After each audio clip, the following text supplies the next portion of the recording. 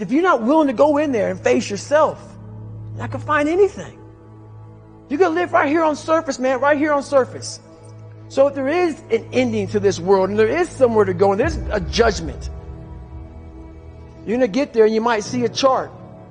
And that chart may tell you who the fuck you should have been. And now you get the rest of your life to think about that. Man, I could have lived a much better life if I just would have just suffered a little bit more. If I just would have went in that and realized I had so much more. But fear and the 40% and living here versus living here, being afraid, stop me.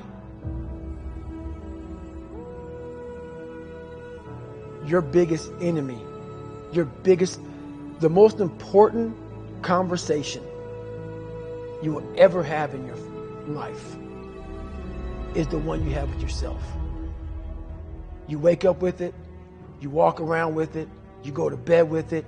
Eventually, you're going to act on it, whether you're good or bad.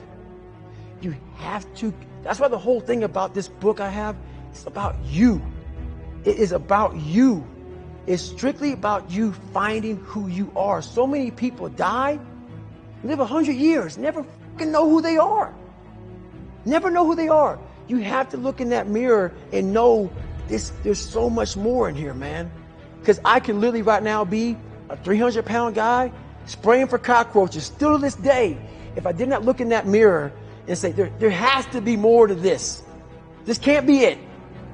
And then willing to go into it, dive deep into it, and give all I have to find it.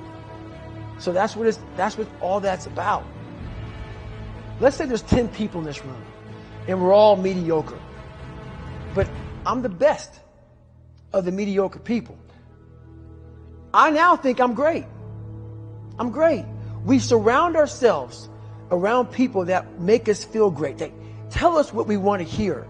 The second we put ourselves amongst the uncommon people, we don't like that feeling, that challenging feeling of that person who's waking up at 3:30 in the morning and say, hey, push your on, we're going for a run. We don't like that challenge. We like that person who says, hey, you know, man, I don't feel good today, man. And they say, oh, it's okay, brother. We'll take a day off, man. We'll get a pizza and watch the game. We like that.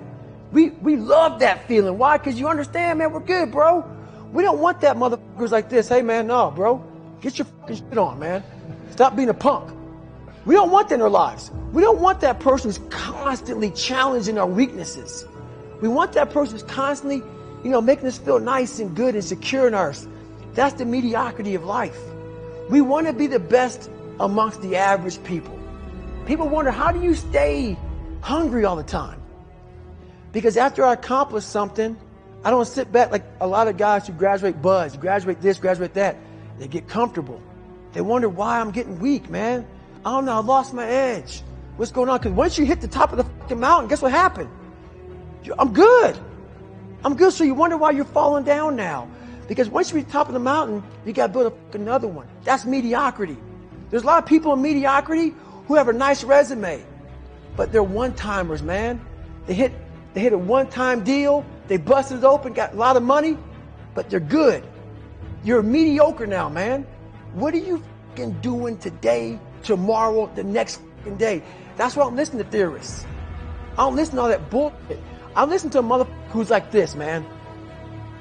What's wrong, man? I'm fucking tired, dude. Why are you tired? Because tomorrow, I gotta do the fucking shit again, man. Whatever this shit is that made me fucking nauseous and sick to my stomach, it made me hurt. There's no ending. And that's the person I listen to. That's the person who's gained knowledge. You gain knowledge through suffering. And on the other end of suffering is a world that very few have ever seen. It's a beautiful world because that's where you find yourself. You don't find yourself in over here. You find yourself on the other end. Like the 100-mile race I was on, I ran it for 24 hours. I found myself on the other end of that race. That 19 hours, I found, wow, there's a whole nother world out here that I've never even saw. But the world's in your mind. And that's what all that mediocrity is about. The mind has the tactical advantage over you at all times. At all times of your life, the mind has a tactical advantage over you. Why is that? It knows what you're afraid of. It knows your insecurities. It knows your deep, dark lies. And it starts to push you away from that. It pushes you in a direction that is comfortable. The mind controls everything. So what I realized was that when I was growing up and I was 300 pounds and I got all fat and I got all insecure, I realized that my mind kept taking me in this direction. When things got uncomfortable for me, when I was facing my insecurities, I was facing my fears, my mind said, oh no, we have a tactical advantage. We need to get you, separate you from this feeling. This feeling over here. Life's all about feelings. We want the happy feeling. We don't want that feeling of this sucks. If in that moment you can answer those up questions and you are now in charge of your brain versus your brain ruling you, that's where all that stuff comes from. So the 40% rule is all of that. You get to 40%, your brain says, we're done. Let's roll, man. This is starting to get painful. This is uncomfortable. So you sit down. You have to figure out ways, and everybody's different. That's how the book kind of talks about, like we all have these things about, 5 steps to this and 4 steps to this. It's a lot more than that. That's all bullshit. It's a practice that you have to, it's a habit. So if you know that at 40%, I'm feeling pain. At 40%, I'm feeling pain.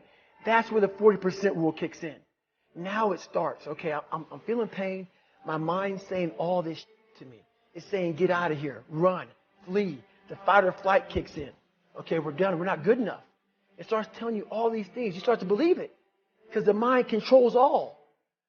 This is the time where you have to gain control back of your mind. It's okay. Let me see if I can go 45%. And once you start giving yourself more and more hope and start realizing, okay, the mind starts to be, okay, what are you doing? We're supposed to be going right and you're going left. You start then controlling your mind. Start finding more in yourself. And then it goes from 40% to a lot further than that. But that's the start of it though. Get to the spot where your mind is saying stop. Wherever that is, you got to get there first. And then that's when that starts to work for you. You got to control yourself in that moment.